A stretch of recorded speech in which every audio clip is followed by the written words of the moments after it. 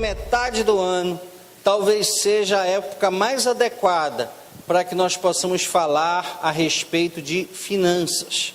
Nós acabamos de ouvir um belo testemunho de como Deus vai agindo, às vezes de forma que nós não compreendemos, às vezes compreendemos, às vezes estamos ali debaixo da direção dele, às vezes queremos agir com a força do nosso braço, com a nossa inteligência, com os nossos contatos, não é? Com aquilo que já achamos que sabemos, às vezes conquistamos, vencemos, às vezes não. E nesse contexto da vida profissional, nesse contexto, nesta área importante das nossas vidas, que é a área de finanças, nós ainda temos muito a aprender. E por que é importante falarmos disso? Olha, quando eu abro os jornais, não é a Bíblia nós vamos folhear daqui a pouco, mas quando se abre os jornais, quando se acessa os sites, quando se liga a televisão, muitas questões da nossa vida, do nosso cotidiano, muitas coisas que interferem na nossa qualidade de vida, no nosso projeto de presente e do futuro, dizem respeito a questões econômicas. Às vezes a gente não entende muito bem, não é? Você tem lá um investimento na bolsa de valores, tem gente que investe na bolsa, e aí de repente a bolsa cai, o dólar sobe, e aí você não consegue compreender aquilo. De repente o governo federal aumenta aquela famosa taxa Selic, a taxa de juros, para conter o consumo, mas ao mesmo tempo ele injeta bilhões de reais nos bancos para que eles possam aumentar o crédito, para aumentar o consumo. E essas coisas a gente não compreende, parecem muito distantes de nós, são realmente temas dos especialistas, dos economistas. Agora saiu a projeção do PIB, do Produto Interno Bruto. Ah, mas isso não tem nada a ver com a minha vida. Tem, querido. É isso que vai determinar o crescimento ou não da economia. É isso que vai determinar no ano que vem o percentual de aumento do salário mínimo. E isso traz consequências para o nosso presente e para o nosso futuro. Mas é óbvio que nós não vamos aqui ministrar sobre, ou ter uma aula sobre economia. Nós estaremos aprendendo na Bíblia Sagrada algumas verdades, alguns princípios que são importantes para as nossas vidas, também como cristãos. E aí eu quero trazer um dado que eu já trouxe outras vezes aqui, mas que talvez nos chame a atenção para a importância desse assunto, desse tema. Durante muito tempo, o maior problema, o maior ocasionador de conflitos nos lares, especialmente do casal, eram problemas de relacionamento, eram problemas de fidelidade ou de infidelidade conjugal. Hoje em dia, estatísticas mostram, no Brasil e em diversos outros países do mundo, que o principal problema que os casais enfrentam são dificuldades advindas de finanças. Ou pouco dinheiro para muitas despesas, ou até muito dinheiro mal administrado. E isso nos chama a atenção para determinadas questões que estão na Bíblia Sagrada e que não são novas. Eu falava um dia desse ministrando sobre a ansiedade, que é o mal do século, assim já diagnosticado, assim já estabelecido pela medicina, pelo Conselho Mundial de Saúde, pelos psicólogos, pelos psiquiatras, não é? A ansiedade é este mal do século. Mas há mais de 2 milênios, ou há quase 2.000 anos atrás, para ser mais exato, Jesus já falava sobre isso. Jesus já nos alertava para não deixarmos o nosso coração, a nossa mente ser tomada por inquietações, por ansiedades, por assuntos, por temas que fogem à nossa capacidade de solução, de enfrentamento. Ele falava do futuro, de um futuro que, como ele mesmo nos ensinou, como a Bíblia nos ensina, pertence ao Senhor. Por isso é que basta a cada dia o seu próprio mal. E aí você pode pensar, bom, será que a Bíblia se preocupa com essas questões sobre finanças? Não se espante, meu irmão, minha irmã. Mas 2.350 versículos da Bíblia Sagrada tratam de finanças. Não é desta forma que muitas vezes, ou daquela forma como nós conhecemos, não é? Que alguns pregadores televisivos fazem, de buscar um texto e distorcê-lo para criar uma doutrina relacionada a ofertas e dízimos. Não é nada disso. 2.350 versículos na Bíblia falam especificamente sobre finanças. Das parábolas de Jesus, Jesus ensinou através de 38 parábolas. 16 tratam da maneira como nós devemos lidar com finanças. E aí você pode pensar, bom, então é um assunto importante para Deus? Seria Jesus um materialista? Claro que não. O objetivo de Deus sempre foi e continua sendo nos abençoar, amém? Nos ver abençoados, nos ver prósperos. Por isso tantos ensinos, por isso tanto investimento nesse tema. Ele é o dono do ouro e da prata, amém, queridos? Mas nós precisamos disso. E ele sabia que eu e você teríamos dificuldades nessas áreas e que precisariam ser trabalhadas, ensinadas. E eu não estou falando aqui definitivamente da famosa teologia da prosperidade, não. É da maneira correta como eu e você devemos nos portar diante da vida, diante dos negócios, diante do dinheiro, para que Deus seja glorificado através de nós, amém? Esse é o objetivo. Eu e você fomos criados para a glória de Deus. Quando o salmista diz que nunca viu na sua trajetória um justo, a sua descendência, como mendigos, a mendigar o pão, na pobreza, na miséria, ele estava declarando exatamente isso. Ele estava declarando aquilo que muito tempo depois foi escrito na carta aos Hebreus. Ele estava dizendo, Deus é fiel, amém, queridos? E Deus é fiel. Deus continua fiel, ainda que eu e você deixemos de ser fiéis, Ele se mantém fiel, é a essência dele. Agora eu e você podemos usufruir melhor da fidelidade de Deus. E é isso que nós queremos trabalhar nessa noite. Alguns princípios que, se colocados em prática, projetarão nas nossas vidas as coisas nos seus devidos lugares. Porque tem muita gente fora da igreja, mas dentro da igreja também, que já se transformou em um escravo do dinheiro.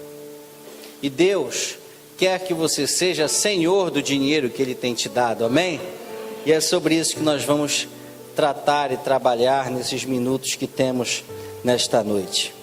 A primeira coisa que eu e você devemos fazer para não nos tornarmos escravos do dinheiro e sim senhores dele, é buscar bons conselheiros. A Bíblia fala disso, a própria Bíblia é o nosso melhor conselheiro. Não é no jogo que alguns querem fazer, não é de acertar textos bíblicos, de abrir textos em determinados momentos e dali direcionarem as suas ações, não. Com seriedade, com fé. Deus fala conosco sempre, está lá no Salmo 119, 24, com efeito, os teus testemunhos são o meu prazer, são os meus conselheiros.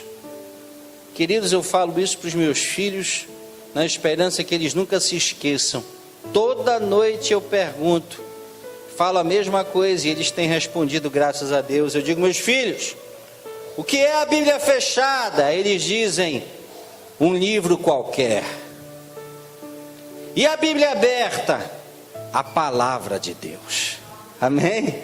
É assim. A Bíblia aberta é a palavra de Deus. Então eu e você precisamos buscar na Bíblia esses conselhos. Ter na Bíblia o nosso conselheiro. O cônjuge pode ser um conselheiro, claro. O cônjuge, para quem é casado, aprenda isso, irmão. Aprenda isso, irmã. Seu cônjuge é um conselheiro qualificado. Você o escolheu. Ele é um com você. É claro que muitas vezes as opiniões não são as adequadas, e aí nós vamos ampliando a abrangência dos conselheiros, dos bons conselheiros. Mas o cônjuge é um excelente conselheiro, é alguém que precisa ser ouvido. Pais são bons conselheiros, mas olha, você que é casado, aprenda algo. O peso da opinião do seu cônjuge vale mais do que o peso da opinião do seu pai e da sua mãe. Ele é um com você, foi uma escolha sua. O Senhor, Deus, Pai, Filho, o Espírito Santo, Consolador, o Conselheiro, claro. Salmo 32, verso 8 diz: instruir-te-ei e ensinarei o caminho que deves seguir, e sob as minhas vistas te darei conselho. É o Senhor falando para mim e para você. Não há melhor conselheiro do que o nosso Deus. Então é preciso buscar conselho, querido. Um dia desse eu estava conversando com o pastor Jair, e ele me perguntando sobre um determinado bem que eu já tive. E eu dizia assim: meu irmão, não tenho mais. Negociei, vendi, talvez no momento que não era adequado. Mas o que aconteceu, pastor? E eu disse para ele: me faltou um bom conselheiro. Me faltou ouvir, me faltou conversar. Porque todas as vezes que nós tomamos atitudes precipitadas, nós nos arrependemos. E muitas vezes essa precipitação é o resultado daquele mal do século, a ansiedade. É por isso que nós temos que buscar sempre bons conselheiros, bons conselhos, e o melhor conselheiro é o Espírito Santo. A segunda coisa que surge para nós como um grande desafio, nessa busca de sabermos nos relacionar bem com o que Deus tem nos colocado nas mãos, é a honestidade. Queridos, que desafio! Olha, eu tenho certeza que você, como eu, tem um coração direcionado para fazer o que é certo, amém? Para agradar a Deus. Nem sempre conseguimos, mas o nosso propósito é esse. Nós dormimos e acordamos com essa vontade, com esse propósito. Agora nós vivemos em um mundo mau, imerso na malignidade. E mais do que isso, deixando de lado a expectativa global da maldade que nos cerca, nós vivemos em um dos países mais corruptos do mundo. O Brasil é assim. Há quem diga que isso é um mal endêmico, ou seja, que faz parte do nosso DNA, faz parte da nossa história. Mas nunca esqueça, meu amado, minha amada, que nós estamos neste mundo, mas nós não somos deste mundo, amém? Nós temos uma cidadania terrena, somos belenenses, somos paraenses, alguns de outros lugares do interior, alguns de outros estados do Brasil, como o nosso querido pastor Monteiro, lá do Maranhão, de São Luís do Maranhão. O senhor é de São Luís, pastor? São Luís mesmo, do Maranhão. Somos brasileiros, é verdade, mas acima de tudo, eu e você temos uma cidadania celestial, amém, queridos? O nosso nome já foi escrito lá no livro da vida, e tudo que eu e você fizermos repercute na terra, mas também repercute no céu. É por isso que eu e você somos tão monitorados, é por isso que eu e você somos tão cobrados. Talvez você se sinta assim lá no seu local de trabalho, talvez você se sinta assim na rua onde você mora, talvez assim você se sinta onde você estuda, mas olha, as pessoas fazem tudo e eu não posso fazer nada. Eu sou cobrado, eu sou monitorado, as pessoas me provocam, as pessoas me acusam. E por que isso acontece? Porque um dia eu e você dissemos que éramos diferentes. Um dia eu e você ousamos dizer que éramos cristãos. E o cristão é um pequeno Cristo, é o imitador de Cristo. E aí nós dizíamos que não fazíamos isso, não fazíamos aquilo, não usávamos aquela roupa, não tínhamos aquele palavreado, não íamos naqueles lugares, não contávamos aquelas histórias, não tínhamos determinado comportamento, então nós mesmos estabelecemos um padrão diferenciado para nós.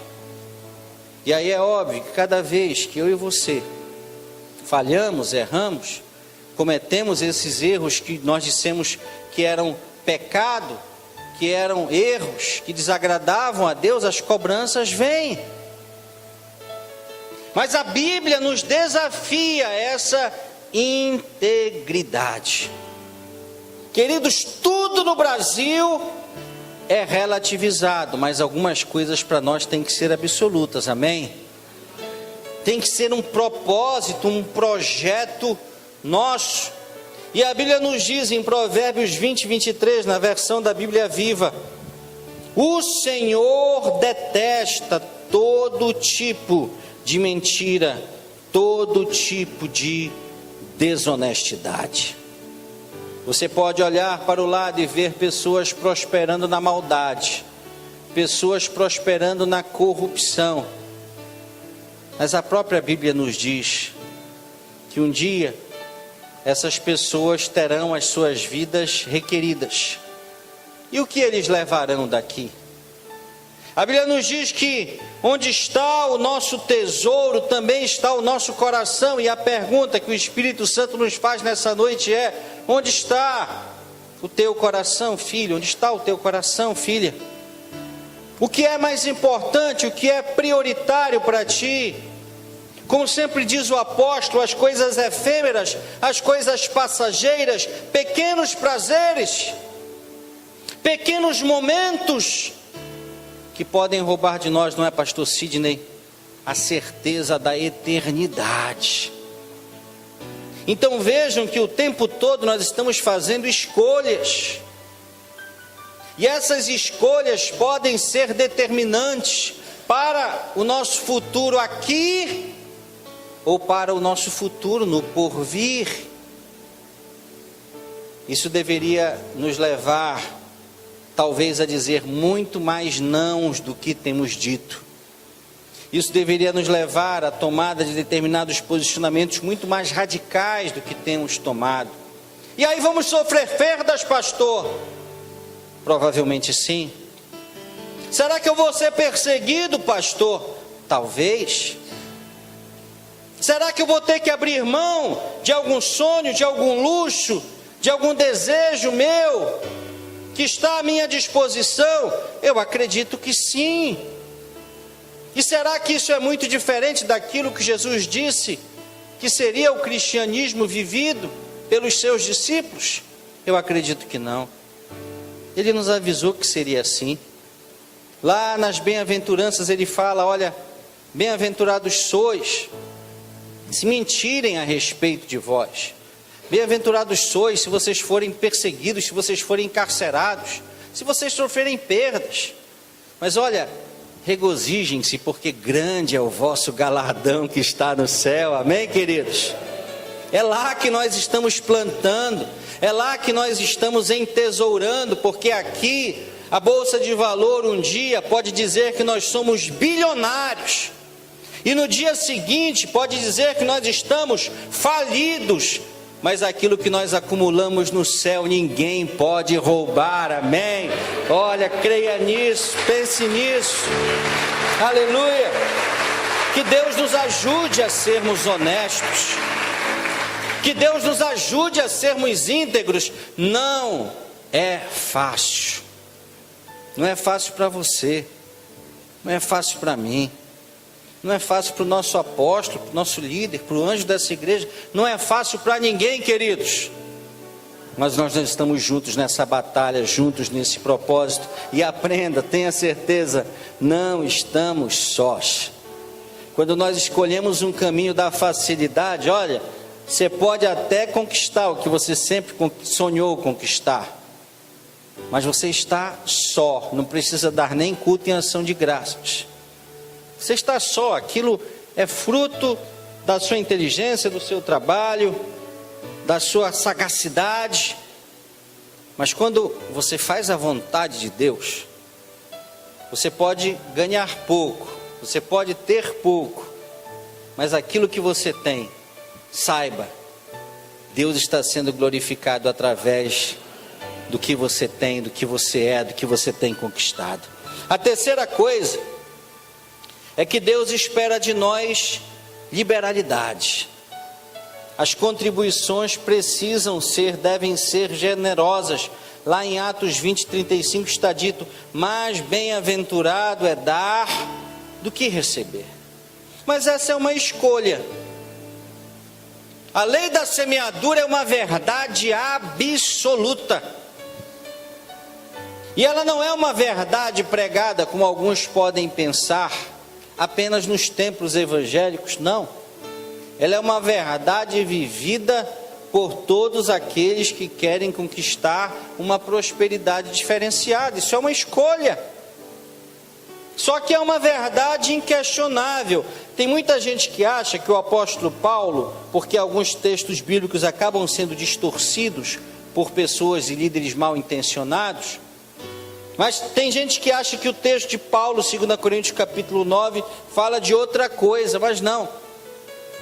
2 Coríntios capítulo 9 fala exatamente disso, fala de oferta, fala de investimento no reino, fala de doação, fala de entrega. E aí não é a entrega que Deus muitas vezes quer de nós, e que é a mais importante de toda, que é a entrega do coração, que é a entrega da vida, que é a entrega dos dons e dos talentos. Não, aqui em 2 Coríntios capítulo 9 são finanças mesmo. E está dito: aquele que semeia pouco, pouco também ceifará. E o que semeia com fartura, com abundância, também ceifará. Cada um contribua segundo tiver proposto no coração, não com tristeza ou por necessidade, porque Deus ama quem dá com alegria. E eu sempre digo que Deus é tão sábio. Eu nunca esqueço uma ministração do pastor Welton, que se dedicou a estudar o texto lá de Malaquias, no capítulo 3, que fala da qualidade daquilo que Deus dá, não é? Porque Deus é assim, Deus é excelente.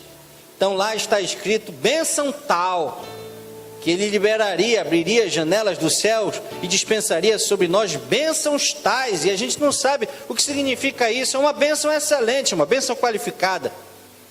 E da mesma forma aqui, na fase final, na parte final desse texto, verso 7 de 2 Coríntios 9, nós vamos encontrar que Deus ama quem dá. Eu digo, olha, se talvez o homem escrevesse a Bíblia, parasse aqui: Deus ama quem dá. Então dê, meu irmão. O que Deus quer é que você dê, é que você se doe, é que você sacrifique, qualquer nome que se queira dar, que você oferte, que você entregue os seus dízimos. Mas não é isso que está escrito. Deus ama quem dá com alegria. É uma doação espontânea, de coração, qualificada. E se não for assim, pastor, não serve. Você está entregando dinheiro, mas você não está ofertando. Você está trazendo um cheque, um valor, um recurso aqui para a igreja, para a pessoa jurídica, mas você não está ofertando em adoração, em gratidão ao Deus que te deu tudo, que te ama muito e que quer te dar e vai te dar muito mais, amém? Porque assim é a lei da semeadura. Meu irmão, você quer ajustar a sua vida nessa área de finanças? Tenha esse coração liberal. Mas é preciso ir além. Não é apenas dar, é preciso também trabalhar. Porque esse processo do dar é um processo muito simplificado. Parece uma indulgência da época da Idade Média, parece uma troca, parece algo que se dá e uma contrapartida, mas com Deus não se estabelece contrapartida. Não é assim. Ele primeiro nos deu.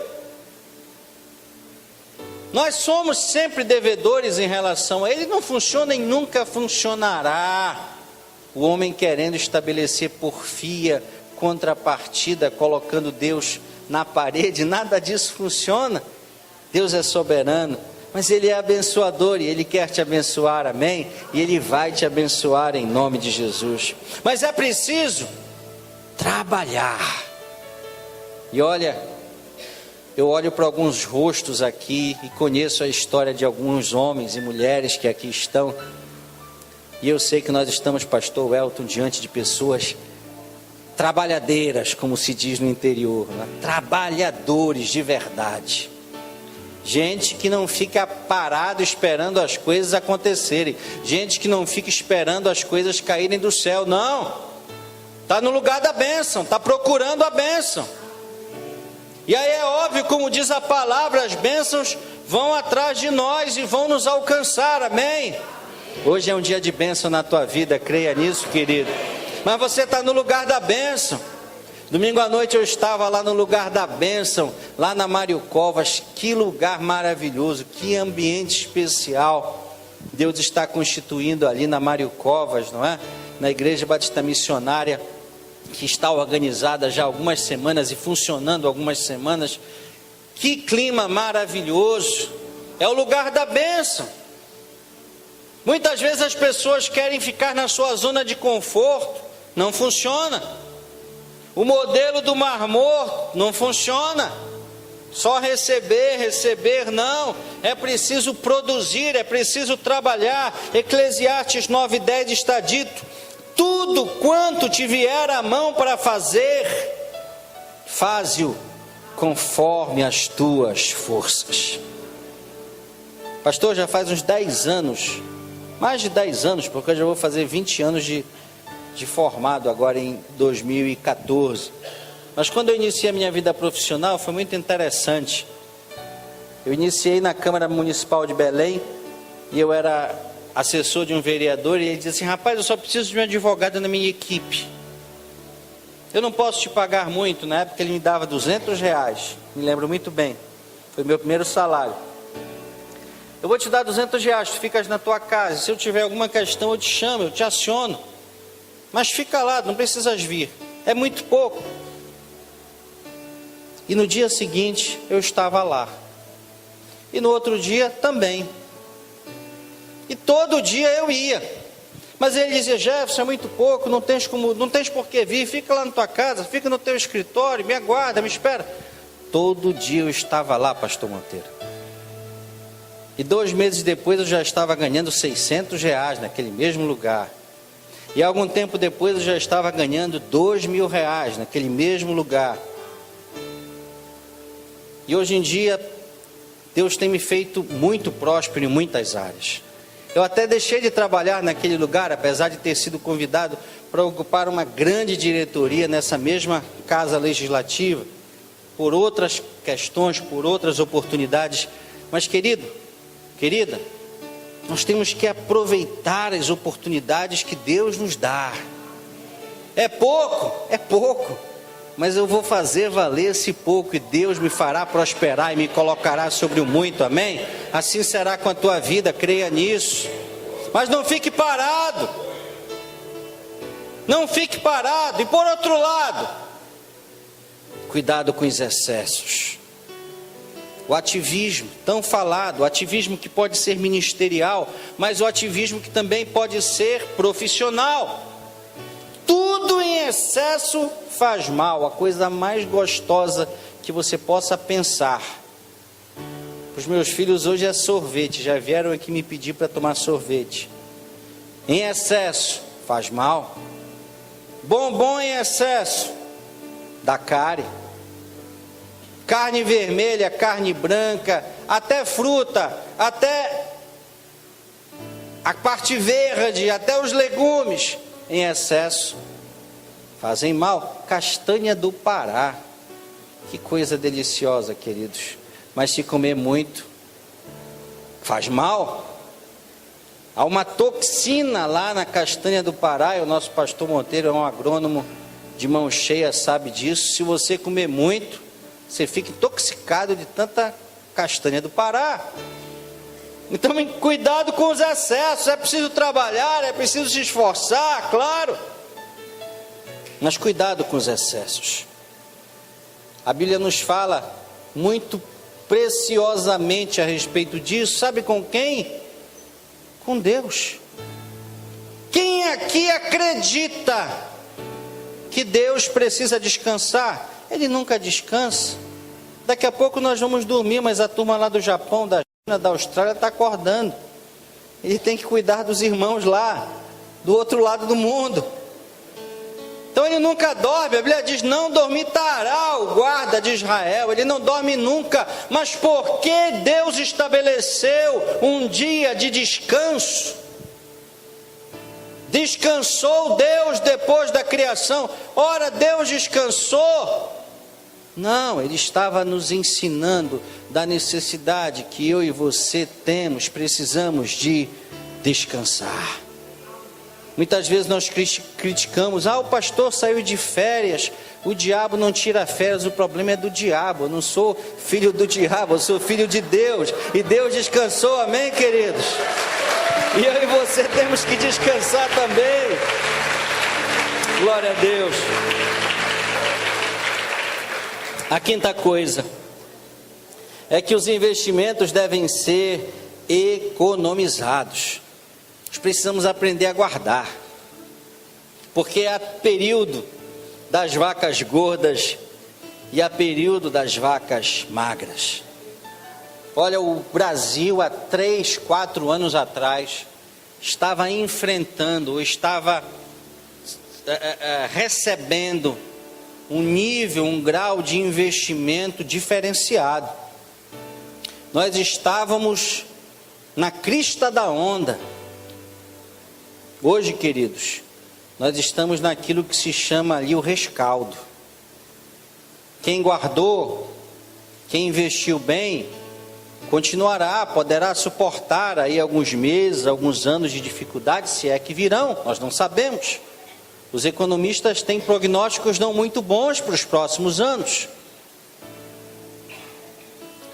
Mas a Bíblia nos diz que nós veremos a diferença entre aqueles que servem a Deus e aqueles que não servem a Deus, amém, queridos? Olha, se tiver uma vaga só, essa vaga será sua, amém? Se tiver só uma casa para alugar, essa casa, ou para vender, essa casa será sua, amém, querido? Se tiver só um contrato, irmão Peter, para assinar, para produzir roupas, esse contrato será teu, meu irmão, em nome de Jesus. Nós temos que crer que assim será, mas é preciso economizar. Provérbios 21:20 diz: o homem de bom senso economiza, e tem sempre bastante comida e dinheiro em sua casa. Mas o tolo, olha aí, quantas vezes somos tolos? O tolo gasta todo o seu dinheiro assim que o recebe. Já viu a bênção que chega? Nós acabamos de, muitos agora em julho, receberam as suas férias. 33,33% do salário foi colocado a mais na sua conta. E muitas vezes nós recebemos e já gastamos. Daqui a pouco, quando menos esperarmos, chega dezembro, 13º. E aí as pessoas acabam consumindo dobrado. E não temos nada. Quando precisamos, quando surge uma oportunidade, nós não temos poupança, nós não temos nada guardado, economizado. E uma das chaves da prosperidade no tempo em que nós vivemos é esta: aquilo que vem para fora do teu orçamento, guarda, economiza, para quando surgir uma oportunidade e que ninguém tiver dinheiro, você terá. Assim fez o Egito através da sabedoria de José. Prosperidade no mundo todo, mas os egípcios estavam ali guardando. Quando a fome alcançou todo o mundo antigo, só os egípcios tinham comida para vender. E naquela época, eles alcançaram uma riqueza poucas vezes superada em toda a história da humanidade. É o quinto segredo: os investimentos devem ser economizados. Às vezes é preciso diferenciar a economia do endividamento, porque economizar é fazer provisão para o amanhã, enquanto que o endividamento é presumir sobre o amanhã. Eu acho que terei condições, mas se eu economizar, eu estou estabelecendo provisão. Se houver necessidade, eu tenho. Se houver uma oportunidade, eu tenho, porque eu estou preparado, eu economizei. A sexta coisa, não podemos esquecer disso: os nossos filhos precisam ser treinados. Hoje em dia, algumas escolas públicas, algumas escolas particulares estão investindo no treinamento financeiro. Isso é uma das coisas mais importantes que há. O problema, meus amados, queridas, é que nós vivemos em um tempo muito difícil, em que os pais e as mães acabam tendo que trabalhar fora de casa e passam pouco tempo com os seus filhos. E uma das maneiras que surgiu, isso não vem de Deus, isso não tem origem como um princípio bíblico, é um tipo de compensação. Eu quero compensar as minhas ausências com presentes. Eu não posso dar a presença, eu quero dar o presente. Isso é ilusório, isso é enganoso e isso custa caro. E tem muitos pais, tem muitas mães que se veem em situações complicadas nas suas finanças por conta desse tipo de prática. Se você trabalha muito, nós já dissemos, os excessos precisam ser contidos. Você tem que oferecer para o seu filho, para a sua filha, um tempo de qualidade. Pode não ser a quantidade, porque os desafios estão aí, as despesas estão aí, os compromissos estão aí, você tem que honrá-los como homem de Deus, como mulher de Deus.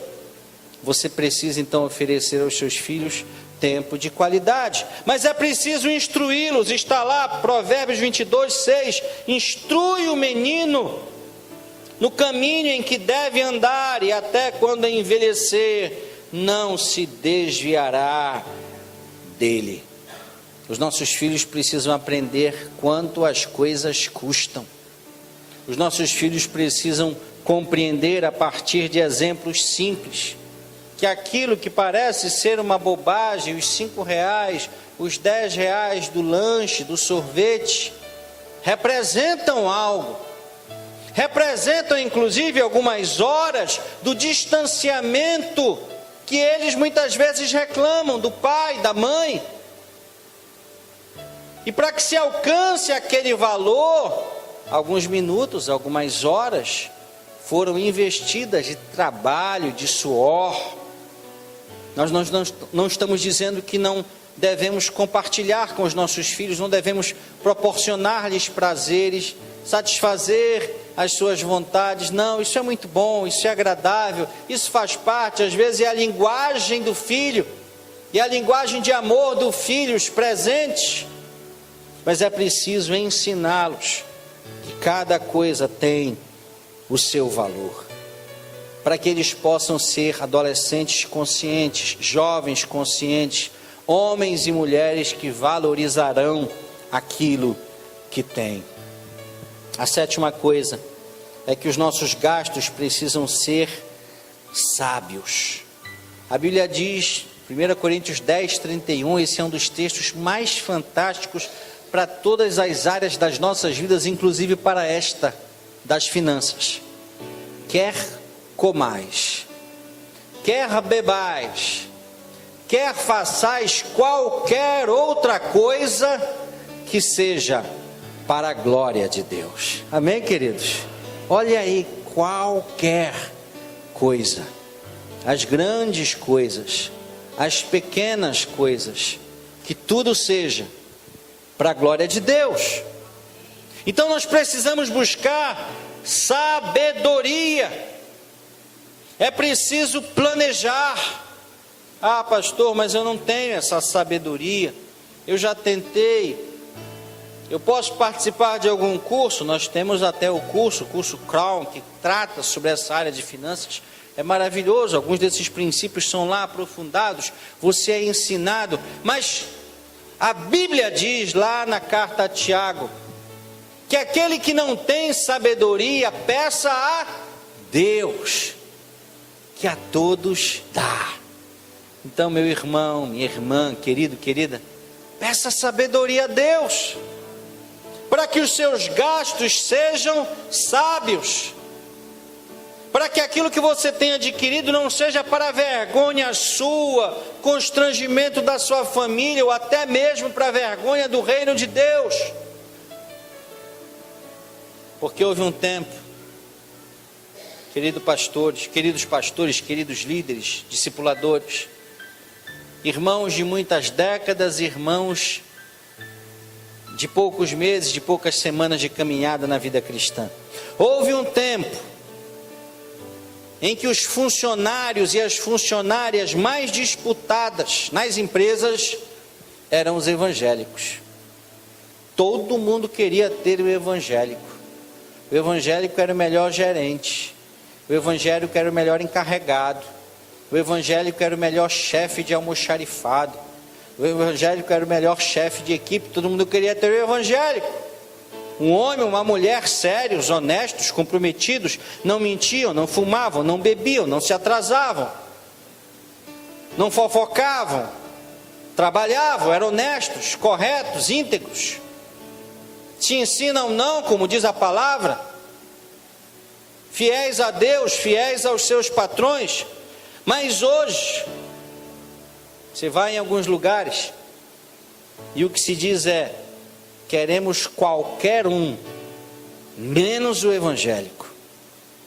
Há lugares em que se vai, isso já foi contado, em que há uma placa: não se vende para evangélico. E alguém foi perguntar por quê? E a pessoa diz: espere um minuto. Ele foi lá dentro e pegou, hoje em dia já não se usa tanto, não é?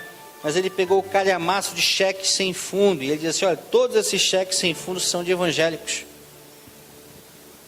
Pessoas que vieram aqui, compraram, e eu vendi com prazer, com gosto, porque eram evangélicos também. E aqui está o resultado desse crédito que eu dei aos crentes. Isso é algo sério. Isso é algo que envergonha o reino de Deus. E como eu já disse antes, eu e você fomos criados para honra e para a glória do nosso Deus. Amém, queridos? Nós precisamos ser sábios naquilo que fazemos. Já finalizando, algo fundamental: as dívidas precisam ser evitadas. Queridos, isso é difícil de compreender, porque, vejam, eu acabei de dizer no início que há um desejo de consumismo. É óbvio que nós já queremos naturalmente possuir, ter bens que tragam qualidade para a nossa existência. É muito bom. É uma alegria poder abençoar o carro que o irmão conquistou, a moto, a bicicleta, a roupa, o emprego, a casa. É muito bom. Nós nos alegramos com tudo isso. Mas muitas vezes isso se estabelece como um peso insuportável para aquele momento. Há uma sedução desenfreada que muitas vezes nos faz comprar aquilo que não precisamos. Se você parar por 15 segundos para pensar, talvez você perceba quantos equipamentos estão na sua casa parados, sem uso nenhum. Porque em algum momento pareceu, ou alguém lhe convenceu que você tinha necessidade daquilo. E você comprou, usou 1, 2 vezes, e depois deixou de lado, porque não era uma necessidade. Você caiu na armadilha desse consumismo desenfreado. E aí aprenda uma coisa: Provérbios 22, 7 fala uma das verdades mais preciosas que eu e você deveremos ter, e que talvez nos ajude a rompermos com esse ciclo de endividamento e de consumismo desenfreado que muitas vezes nos cerca e nos envolve. Aprenda algo, é bíblico. Provérbios 22, 7. Provérbios 22, 7 diz: o rico domina sobre o pobre, e o que toma emprestado é escravo do que empresta. O que toma emprestado é escravo do que empresta. Talvez você diga: eu não sou escravo, eu consumo, mas eu não sou escravo. Mas veja, de vez em quando você está na sua casa, e aí você atrasa um pagamento, e toca o telefone. É o cartão de crédito, é a financeira, é aquele que vendeu, dizendo: o senhor está devendo, nós estamos ligando para lembrar, para cobrar, quando é que o senhor vai pagar? E se você parar para pensar, porque o próprio ditado popular diz que quem não deve não teme, não é? Tanto que quando você não deve, você diz assim: olha, me respeite, eu não estou devendo nada. Mas quando você está devendo, você ouve, sabe que está devendo, diz que vai pagar, chega o dia, se puder paga, e mantém aquele processo de dependência em relação àquele que naquele contexto acaba sendo o seu Senhor. Quando nós estamos nessa situação de endividamento, meu amado, minha amada, querido, querida, irmãos do Senhor, irmãos da família de Deus que aqui se reúnem, nós estamos nos colocando na condição de escravos. Eu não estou dizendo que você não pode comprar as coisas parceladas, muitas vezes é a única maneira que temos de adquiri-las. Não há um mal na essência disso, desde que você tenha condições de arcar com cada uma daquelas parcelas. E se você puder comprar à vista, meu irmão, compre, porque é seu. Quem já comprou um carro parcelado, eu já comprei alguns, sabe disso. Só no final é que o seu nome aparece sozinho lá. E aí vem uma frase bonita que é: sem reserva de domínio. Ô bênção, não é? É quando você parou de pagar, acabou o pagamento, agora ele é seu. Mas enquanto você está pagando, aparece lá o nome da financeira, lembrando-nos que nós estamos usando, mas que não é nosso. Que um dia pode vir a ser nosso, mas não é nosso. Que se nós atrasarmos 2, 3 prestações, eles vão lá e retiram o bem da gente, porque é deles, é a garantia do negócio. Eu e você precisamos estar atentos para isso. Queridos, a Bíblia nos fala disso. E nós temos que levar isso bastante a sério. Eu e você, para nos livrarmos das dívidas, precisamos tomar atitudes, precisamos orar. Sempre é o primeiro passo. A oração nunca será substituída por nada. É sempre a chave, pastor de Lima, pastora Lucila, do início da mudança em qualquer área das nossas vidas: orar. A segunda coisa, é preciso estabelecer um orçamento. Eu preciso saber quanto eu ganho, quanto a minha família ganha. É preciso saber quanto eu devo.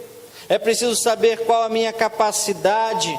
É preciso saber quais são as minhas reais necessidades. Eu preciso separar aquilo que eu tenho vontade de ter daquilo que eu preciso, que eu necessito ter. E quando eu vou para essa perspectiva, alcanço esse nível, olha, talvez nós sejamos capazes. Como uma criança dificilmente é, mas nós não somos crianças. Talvez nós sejamos capazes de ir a uma loja, de ir ao shopping e voltarmos de mãos vazias. Porque nós percebemos naquela caminhada que nós não precisávamos de nada.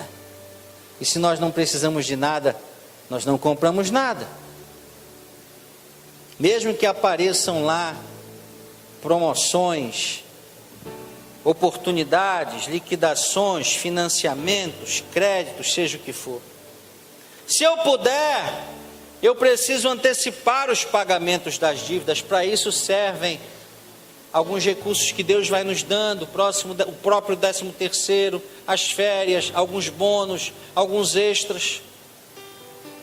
Eu posso pensar em aumentar o meu orçamento, é uma outra possibilidade. Não devo acumular dívidas novas enquanto dívidas velhas não forem pagas. Eu preciso buscar satisfação com o que eu tenha. Com aquilo que eu tenho, melhor dizendo, mesmo que eu queira e deseje um pouco mais. Talvez eu precise mudar o meu estilo de vida. Talvez eu precise mudar o meu nível de vida. E acima de tudo, como tudo na vida cristã, eu não posso desistir. Cada propósito da nossa vida cristã exige de nós determinação. Eu não posso desistir. Mas saibam, queridos, que nessa jornada em busca da prosperidade conforme a vontade de Deus, nós não estamos sós, amém? Sempre poderemos contar com o Deus do ouro e da prata, de toda a riqueza, mas acima de tudo, com o Deus da sabedoria. E Ele nos inundará com a sua sabedoria e fará com que aquilo que foi profetizado no dia 31 de dezembro de 2013 se realize nas nossas vidas. Lá nós dissemos que 2014 seria o melhor ano da história das nossas vidas, amém? E assim será na minha vida, assim será na sua vida. Fique de pé, por favor.